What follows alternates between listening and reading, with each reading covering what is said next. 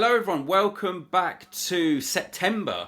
Believe it or not, we are well into the year now, 9 months. This is our ninth big interview of 2025. And I'm thrilled to be joined with someone who has a passion for not only IT asset management, but FinOps as well, and is actually fusing the two together. Because, hey, look, there's huge benefits for ITAM and FinOps in both worlds, right? They got to work together. So, Richa, do you want to say hello and introduce yourself? Thank you, David. Thank you. Thank you for having me. Um, so, I have almost 10 years of experience in IT asset management, mostly focused on software asset management, hardware asset management, and now FinOps. My journey started quite simply. So, back then, when I started, we didn't have fancy tools, everything was done manually. Excel sheets, folders full of, I remember, Microsoft license statements, and a lot of copy paste work when I started off. So I was part of that early grind. And during that time, I always thought that, is there a way to make this smarter? And then over the years, we moved from Excel based tracking to working with platforms like ServiceNow, Flexera, Snow, and in this journey I didn't just learn the tools, but I understood more than compliance.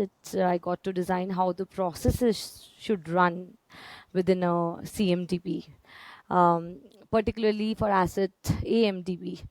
And I started consulting for large enterprises, then helping them build their entire functions, SAM and HAM, from scratch, in terms of processes, and then from discovering assets to also handling the audits for them.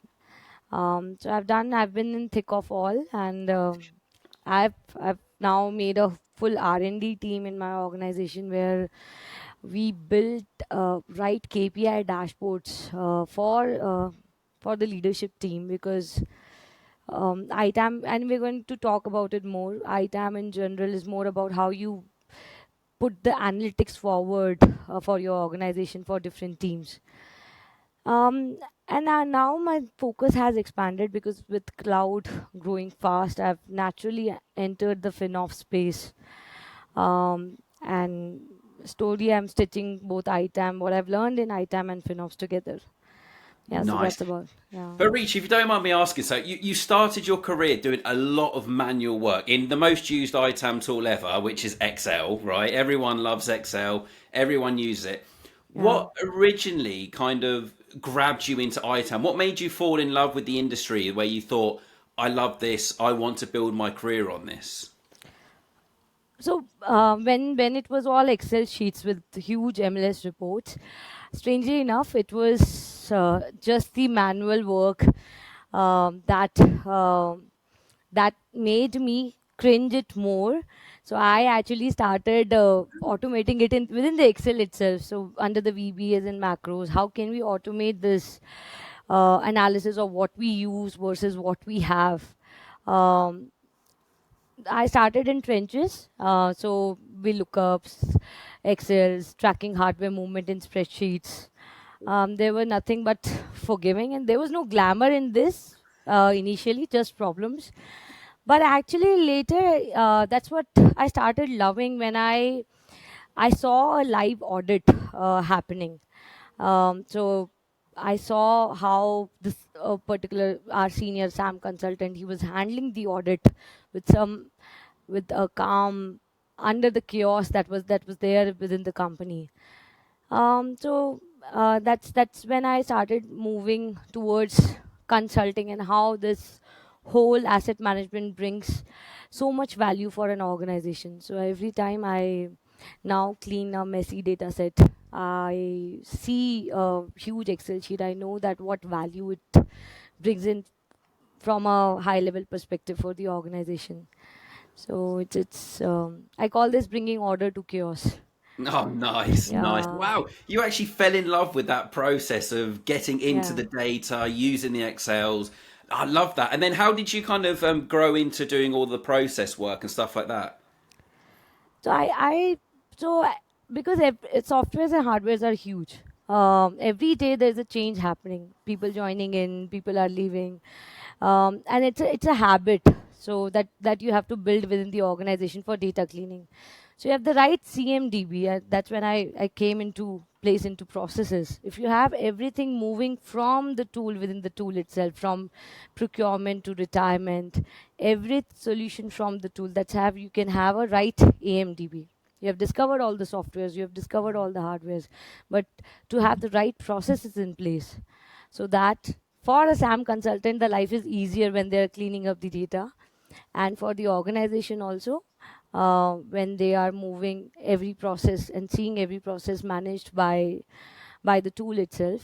So that's when my love for the tool, and I think it sits over the data only. Our AMDB, the base layer is the data, the contracts, Mm. entitlements, purchases, your cycle refresh, vendor management, and over that there's this all is managed through some process, Again, bringing chaos, bringing, what did you say? What was your phrase? bringing order to chaos. Bringing order to the chaos. And I think you can use that phrase as well for the processes, right? Not only all of the data sets that you're fixing up in spreadsheets, but processes stop the chaos returning as well, right? Right, It's I it's agree. they're the guardrails, they're the parameters that you're setting out for your end users and your key stakeholders in your organization. I love you have literally done the whole breadth of ITAM then. You have gone from in the trenches, data analysis, how can I get my spreadsheet to be less manual for me, all the way through to ITAM implementation. But Richa, be honest, which bit did you enjoy more? Did you enjoy getting in those spreadsheets, or did you enjoy more when you had tools and processes? I think both. So Both. Nice. both. I think yes, because life cycle processes I think are the soul of IT asset management. So from request, procurement, deployment, usage, Yeah. retirement, every phase actually tells a story for the spreadsheet that you're getting in the end. So each handover is a potential leak for the overall ELP that you're building in, if for the audience effective license position, the compliance position that you're building in. You must be So amazing in Excel, by the way. yes, yes, yes. I think yeah, yeah. I think that's that's with every SAM consultant. You must be like like you They're in love with Power BIs. They're in love with Excel. yeah, Power BI as well. But back in the before Power BI was around, that wasn't a thing, right? It was everything was in Excel. You had to Everything was do your yes, visual dashboards using Excel rather than the love yeah. of Power BI. Just out, maybe a little bit off topic, but how have you? Do you use AI or anything like that these days for any of your analysis? I do use AIs. Um, I do use AI for predictive analytics also. So intelligent forecasting. So if you want to predict your software usage, your cloud demand, your hardware refresh cycles with far more accuracy than we could Right. before. So we can forecast renewals, any avoid shelfware, or if you want to, with AI, I think you can also auto trigger reclamation before the waste occurs. Um, and with AI also use it for automated tagging and normalization. So one of the biggest problems with ITAM is the lack of clean, consistent data. So AI we use for auto tag resources. Whatever the Wow. orphaned assets there are, or normalization which is unknown even for the tools that we are using for tier 2, tier 3 publishers. So we using learning models, we tend to make our teams sort the data, not with AI. Wow. Okay. Interesting. Okay. Do you think AI is going to be like FinOps has become like a big thing in ITAM, green ops, green software. Do you think AI is going to be play a big role in ITAM moving forward? I see. I see when AI is entering the picture, the game is altogether changing. So ITAM and FinOps are like the two wings of the same bird. With AI entering the picture, that's the real future. So Oh, okay. it's not repel. I would not say it's. People say that it's replacing us, but I think it's asking us to ask better questions. Yeah, please don't Uh, replace us. Although, Rita, to be very honest, right, with everything to do with AI and stuff like that, I am quite polite when I'm asking AI technologies to do things, just in case they do take over the world and take us over. I do say please, and I do say thank you when I'm yeah, asking ChatGPT something, just correct, in correct, case, come on, just in correct. case. So, Correct, Richa, talk correct. to me about FinOps then. So, you are a big advocate for the links between ITAM and FinOps, and we'll talk about your separate initiative in a second. But yeah, when did you come across FinOps, and what immediately attracted you to the benefits that ITAM can bring in the FinOps space, and vice versa? Sure. So actually, I stumbled upon FinOps, as I said, that because as we are moving to cloud, it was not, it happened naturally. So I, few years ago, I stumbled upon it not through a book or a course, but we were trying to solve a customer problem. They were using a cloud provider heavily and getting monthly bills that kept increasing, but they couldn't figure out, we didn't figure out why. And most importantly, who was responsible for what. And when I looked at it, I realized that this is actually what we call in ITAM asset visibility problem. It's called in FinOps that it's a tagging issue, cloud cost issue. So there were no tags, no ownership, no tracking, and that's when it clicked me, because I was a known professional in ITAM, that it feels very similar to what we do in ITAM. So in IT asset management, we focus on ownership, usage, compliance, and cost governance. These are the four pillars of IT asset management. For FinOps, it's the mindset is same. Just just apply it to the cloud assets instead of the on-premise ones. So that's when I started going deeper. I read about FinOps Foundation's material. I started developing interest into it. Attended webinars. People made a full community who were joining in for FinOps. And more than the theory, it was the real projects that they shared their experiences on. I shared my experience, and I was working on that led us to go deeper into this practice. So and and then for the same customer, we had that there was we were able to solve that problem for them. They had this oversized virtual machines in Azure, so they were worried about the cost. But you face this problem with FinOps by managing the cloud cost, that there were teams that are very reluctant with your solutions. So they were also very reluctant to downsize. What if my app breaks, they said. So now, because I had a background from ITAM, I approached it differently. We already do the right sizing in SAM when we match the usage data with the license levels. So I use the same logic, and that's how we were able to save almost 30% money for them just by downsizing their VM as per what was the usability. Wow. So So you that's fell that's into it when, by you found it almost by accident. If that client, that yeah, customer didn't have that problem, yeah, yeah, yeah. As soon as we were shifting from on-premise to cloud, there were new problems that were coming in. So that's the shift that I had also with cloud cost management. wow, talk about yeah, like by complete accident, you just got into this problem, you found the solution, and then suddenly it was like, whoa, hold on, this is very similar to what I'm already doing in ITAM. I can Yeah, bring a lot more value, and as well, Reacher. Obviously, in the cloud, it's OPEX spend. It's not capitalized spend. It's OPEX, correct. which impacts bottom line, etc. Like that's like a big thing, right? I can be a real hero here and play a big role in it. So was that your first experience? Was right sizing basically looking at an instance that was way too overspec and reducing it down and going, well, I've just saved you 30%. 30%, yes. So actually, there's a lot of matrices that came into place before the right sizing. So and when you go deeper into the FinOps practice, you will realize that you will learn about more about the matrices of the machines that you're working on, CPU utilization, memory Yeah. utilization, what is peak versus average load before you decide for right sizing. Um, that's when I say that you stimulate first, that you use A/B testing, whatever decision that you have decided, clone the environment, and then whatever lower size you're putting in, simulate the environment, then try your solution before applying. That's what we did also, so that the applications, the business problems remain intact, and then we scaled.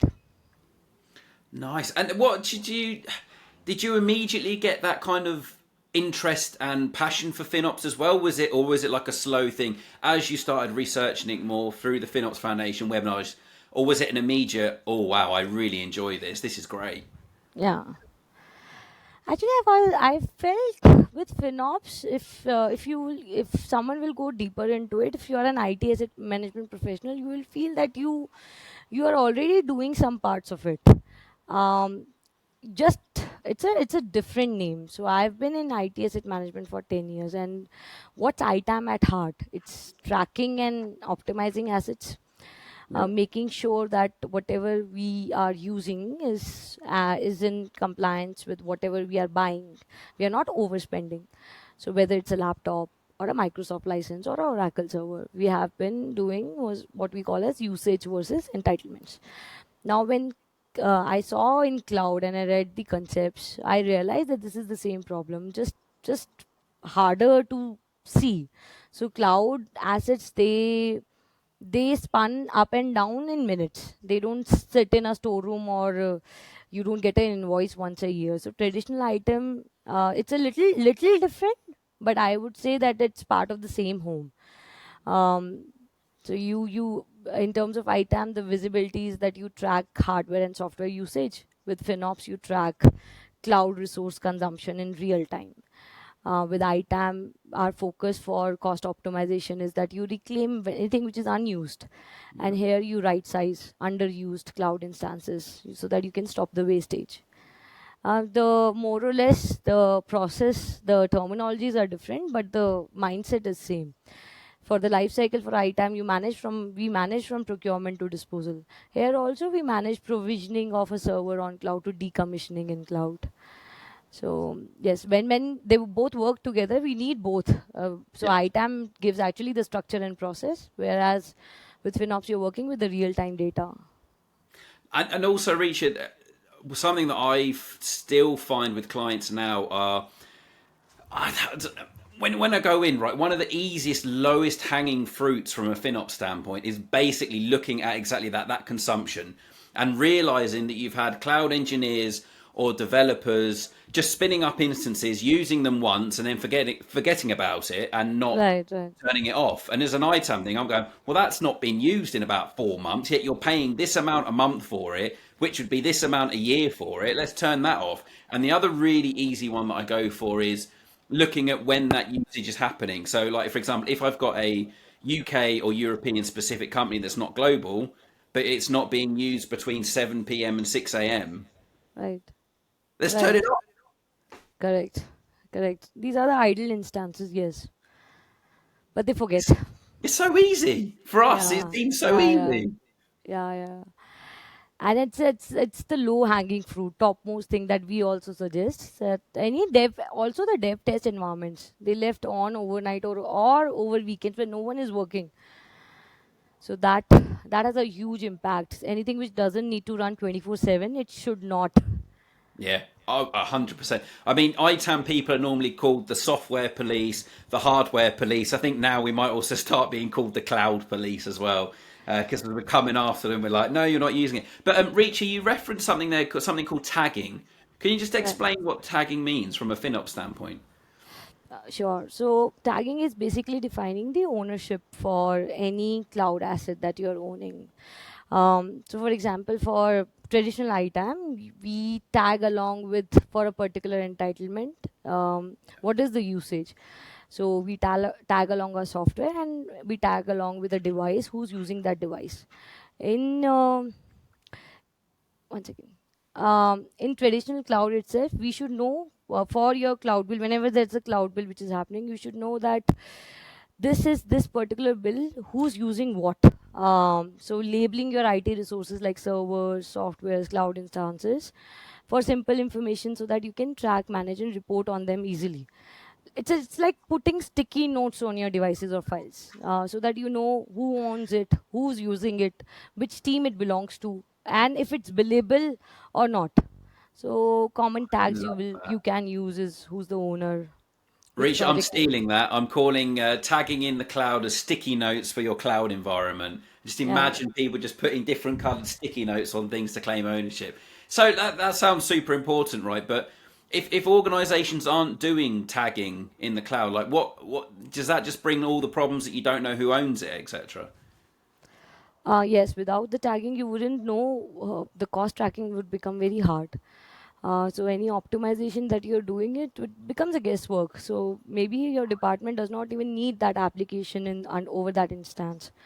But how would you know? Because there's no tagging. Your cloud bill does not have a owner for any bill that you're getting for Azure, that you're spending, uh, let's say $40,000 on a month on AWS, but couldn't explain 30% of your bill, without, because of the untagged instances, untagged servers. So after applying a tagging policy, you will see that these are the servers.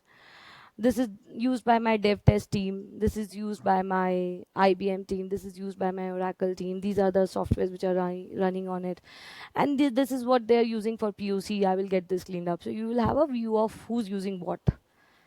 Another thing that you will also see as a risk without tagging is that your shadow IT would become invisible to you. So that's these are the risks that I see without tagging. Right. Is that something that are you like very with your clients and your customers? Are you very forthcoming and saying, look, if you're not doing tagging, this is something we need to look at implementing quite soon on in the engagement. Correct. So I think, and we suggest to our clients that tagging is actually the foundation for accountability. So you'll have a complete cost visibility, as I've said, and every cost that you allocate, it will go to the right business teams and business units, which will help you to govern well. So yes, you'll be able to see a proper prediction models also, that this team has exited my budget which was allocated. Otherwise, these are blind spots in spend, and you can't tell who created a resource or why they have created it on cloud. It would become a black box. Yeah, a dark hole that you just can't find the answers to in there. So, Rich, you've tagging is obviously super important. Like, if you were an ITAM professional, like you're a 1-2 person team at max, right? You've got a large organization, and your boss has come to you and said, "Look, right, you're ITAM. We want you to start looking at FinOps." If you didn't really know much about it, what would be your first bit of advice to that person to go and do? So you can start your tagging with very low effort also. So first identify what is my critical few. Where is my top 5 to 10% cloud spend, whether it's on AWS, whether it's on Azure, whether it's on GCP, and what are my high volume assets in ITAM. Then this can further drill down into what is my business critical applications. Make a list of those, who are the key owners and departments, and then I would say just develop 4 to 6. If you have a small team, 4 to 6 essential tags, like who's the owner, what is the environment, what is the cost center, and what application that they are using. Don't over engineer it, Yeah. so that you can educate your initial taggers who have no view of how to tag properly.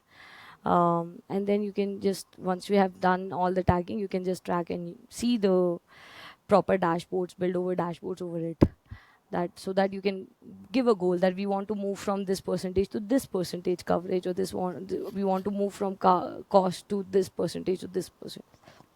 Nice. So first, yeah, first things first, get ownership, get tagging for the cloud Yes. instances, and right sizing and checking usage. I think that's a really good win as well. If you're not used to FinOps, if you're not used to that space, and it's a bit daunting, it's a bit scary, just Right. going in and, like you said earlier, using the same principles and methodology that they're doing in ITAM just in the cloud instance, and quite quickly you start to become more confident and actually deliver some very good results, right? Right. I mean that comes when you have a small team, but there are other smart ways also.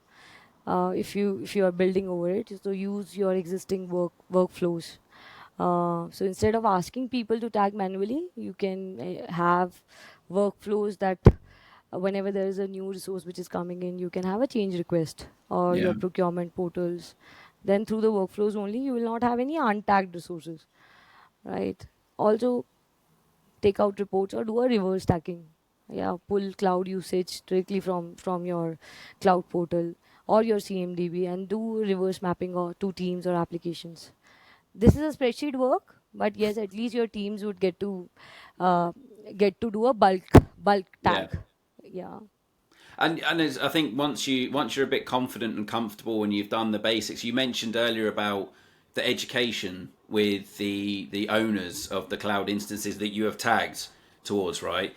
Yeah, Is very that, good. would you just kind of do that on like a one-to-one session with the stakeholders, or like maybe even like a webinar deep dive kind of thing? Just explain what the tagging is, what that means for them, etc. Yes, yes. I think first make them aware why tagging matters. So not just the what to do it, but what is the business impact to of not tagging. So when they what happens when the resources are tagged correctly for them, and what happens, how does it directly affect them, Yeah. and what happens when there's no tagging. So then it takes moment, just few minutes to train someone how to tag over the tool, but at least when they understand the why of it, you will be able to give them proper uh, training post that. Love that. Give them the reasons why, what the bad things would happen if you weren't doing the tagging and if they weren't getting involved. That's a really good point. I do that a lot with ITAM in terms of like if we don't manage our hardware life cycle, we never know when things need to be refreshed. We can't help with budgeting. If we don't Correct. if software champions don't get involved with the software licensing, then renewals might lapse. We might buy the wrong type of license. We might buy too many, too little, etc. So yeah, it's a really good way of putting it. Is going, look, we're not here to scare you or tell you off. We're implementing tagging. We're implementing FinOps. ITAM are kind of running it, but here's the reasons as to why we're doing it from a reverse perspective. On if we don't do it, we have no visibility on spend, no ownership, no accountability, and we will certainly not be bringing any calm or order to the chaos. Right? Correct, correct. I I think love that tagging phrase. is basic. Tagging is basic, yeah, and but also super beneficial, right? Sometimes the most basic things are actually some of the most Some beneficial. some some very very very essential, because they're high, because the risk are huge. Your app may get detected, deleted if it's untagged, because the consultants will do a cleanup for their cost savings. So Yeah, if it's untagged, it would get deleted. Audit of reports course, show yeah, untagged assets as non-compliant. yeah, and Uh, if it's untagged but still used and it's been deleted because it's been untagged, right. unfortunately, that you haven't tagged it, you haven't got your process in place. Yeah, you're non-compliant. Yeah, sorry about that. But Risha, you've really embraced this FinOps world, right? You've really gotten into it. You're clearly super knowledgeable on it, helping your customers and your clients. But you've even taken it a step further, right? With is it FinOps Weekly that you've created. Correct. So tell us more Uh, about FinOps Weekly. So actually, FinOps Weekly vision was through this gentleman, Victor. And we started FinOps Weekly with a vision in mind that we want to bring together all the people who are actually looking into share knowledge about FinOps and build a community, not to basically sell something, but all the passionate contributors like myself uh, come into one platform and share their knowledge. So proudly speaking that today we have 4,500 plus global subscribers as on my 2025. I've been part of this Wow. journey. Yeah, it's one of the probably the most trusted and independent FinOps newsletter now. And I say this not just with pride, but I think we have now a sense of responsibility also, because the vision that we started this off with, now people are looking at it for clarity. Um, we under FinOps we started off with just the newsletters actually, but now the platform has grown into blogs, summits, webinars. We have a amazing Slack group, so where there's people sharing stories about their projects, their real world scenarios that they're entering in, any frameworks that they have created, what reports that they're creating, and they're all from different walks of FinOps. So whether you're from IT, finance, procurement, or asset managers, and it's beautiful to see all of them together. So I personally contribute a lot of stories that connect FinOps with IT asset management. Things like, and I've seen people are interested more in optimization, life cycle cost visibility, also contract-based accountability, reclaim processes, so topics that most cloud-first teams struggle with. Um, yes, And I think that's what makes it beautiful. It now does not belong to one person or a group. It belongs to a lot of practitioners. A lot of people share their knowledge, and anyone willing to share, learn, and improve. It's open to enter into our world. We are now building a lot of courses also under FinOps. Wow.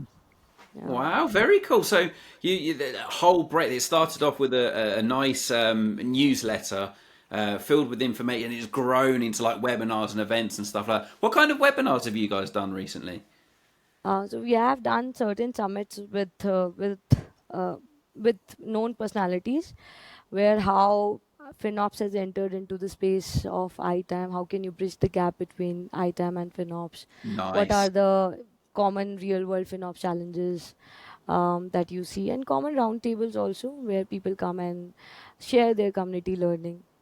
Wow, 4,500 in the community already.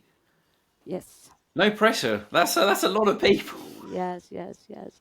But beautiful also, because there are a lot of people who are actually looking, and they send me messages also that we have read this, and we are looking for next topic. There's a lot of topics that we see. A lot of people contribute every week, and it's so beautiful to see every week they send blogs over our platform.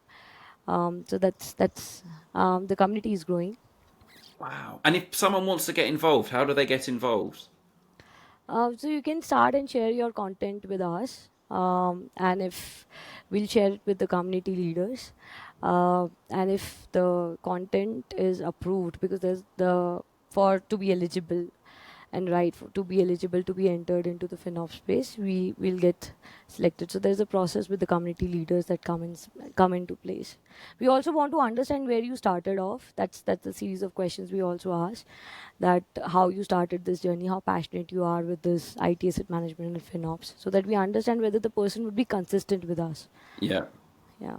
Do you know what I wanted to know. I wasn't going to ask in case it was, but I did want to know, how are you verifying that the people that are submitting blogs are good blogs? Do you know what I mean? Like, it's not bad information. It's actually accurate and good. But you've got a whole approval process to make sure that all of your content is like tip top Yeah. stuff. Yes, yes, yes. We have actually our own editorial team. So we're part of the Slack group. So any new blog that we receive, or any content that we receive from a new member, it gets reviewed by the editorial team, and then we see whether they can be a core contributor or not. We love to Whoa. join. A lot of core contributors we got through this process. And how do they? If someone does want to get involved, do they just contact you on LinkedIn, or is there a website? Like, how can they start that journey with joining FinOps Weekly? Okay, they can directly contact us on LinkedIn. We have also our page on FinOps Weekly. They can contact us there, or you can also visit our website finopsweekly.com. You can be part of the community through the website also. All of the links, of course, will be in the description of this video to not only Reach's page, but also the FinOps Weekly one. And if you've got any Excel questions, it sounds like Reach is also the person for that one as well. As you said that you're an Excel expert, we'll get you on that one. So yeah, I mean, 4,500. That's a good sized community. Like, how much growth are you expecting that to continue growing at? And yeah, what's the plan for the future for FinOps Weekly? So as of now, there are a lot of we are also getting sponsored for our summit.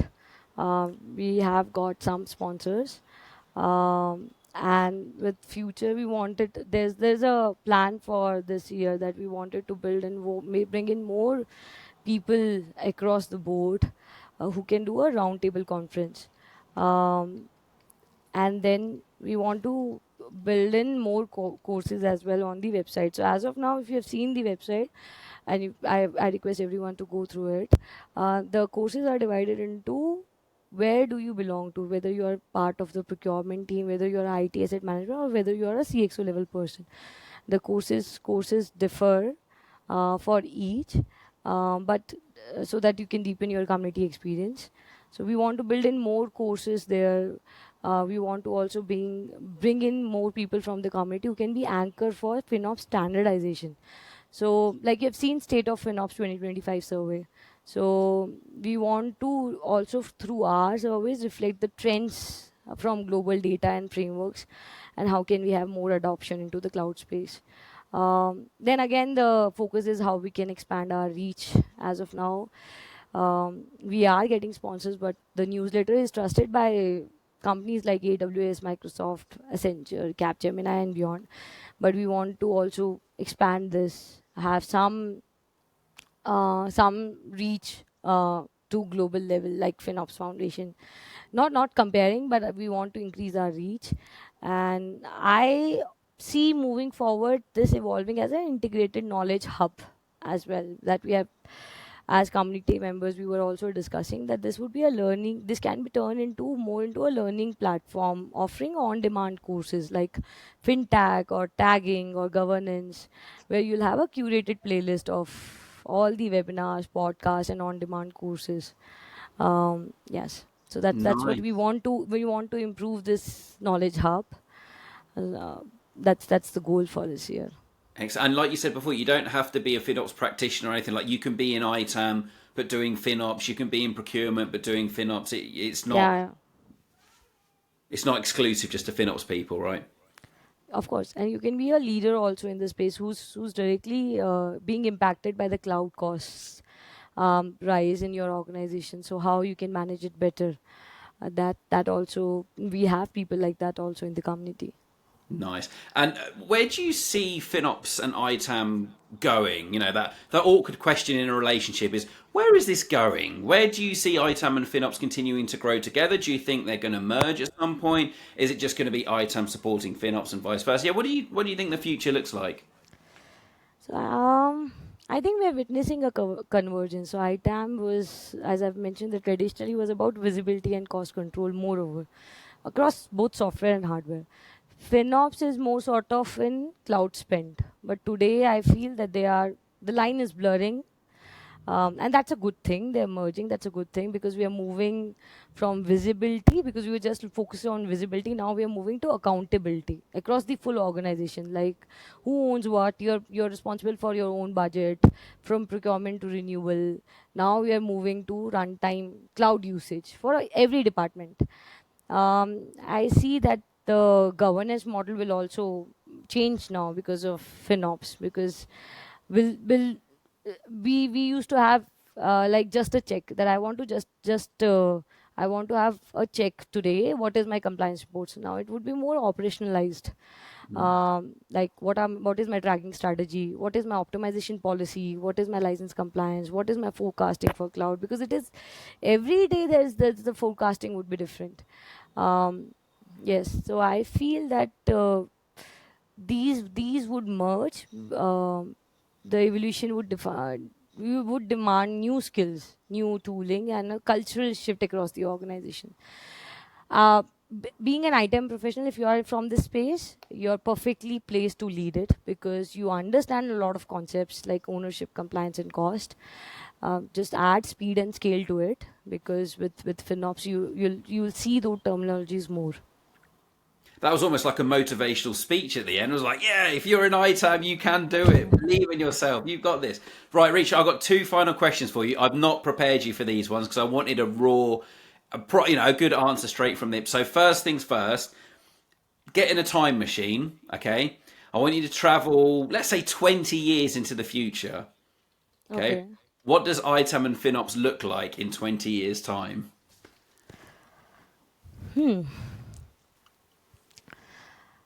When we are like we're time traveling to 2045, fast forward 20 years from now, I think there would not be any invisible layers for asset intelligence. So you don't manage assets, but you will be able to predict their usage right size before they are deployed. So now we manage post their deployment and predict. Yeah. I think they would be able to, we'll be able to manage it before the deployment. Now the tagging is, I feel, is very manual. I hope there would be a space in time where they would be able to tag themselves that I belong to, I would work, my request is as this, I would tag myself for this department for this work. So I feel that And I feel the merging would also be with the AI space. So it would be uh, FinOps plus ITAM plus AI ops. So we'll have AI digital cost ops. architects, yes, where we would blend procurement, engineering, then over that AI insights, and have some licensing strategy. So So and that's why you should AI always work. be nice to AI platforms, right? Because they're going to be a big help in the future. So you should be saying please and thank you when you're asking something. I think gladfully, hopefully, we will not have spreadsheets by then. No more weekly meetings with the leadership. So with the business units, we'll see a space where they are working independently. Every decision is compliant, and I see a ideal case here. But hopefully, cost is justified and tagged, and governance is all well. Right, Reach, in 20 years' time, we're going to redo this interview and I'm going to ask you whether you're still using Excel. Hopefully, There you go. And hopefully. very last question, Reacher, you have been brilliant. Thank you so much for coming on. But my last question to you, you kind of gave us a bit of an answer at the beginning, but what makes you love IoT asset management and FinOps today? Like, what really motivates you, and what's your passion for it? I say that because I've been doing it for such a long time. I feel very happy when I talk to cloud teams. I talk to financial folks. I talk to business units. Where why did my AWS bill go up so up? Why are we paying for tools that are not that no one is using? So I like solving. I still like solving such problems. So I would suggest that anyone who's done with ITAM, then probably this is a space that you can look into, because it's more so if you're passionate about item, you will love this space as well. So I think today also I like learning more, deepening the knowledge into this. That's what I love.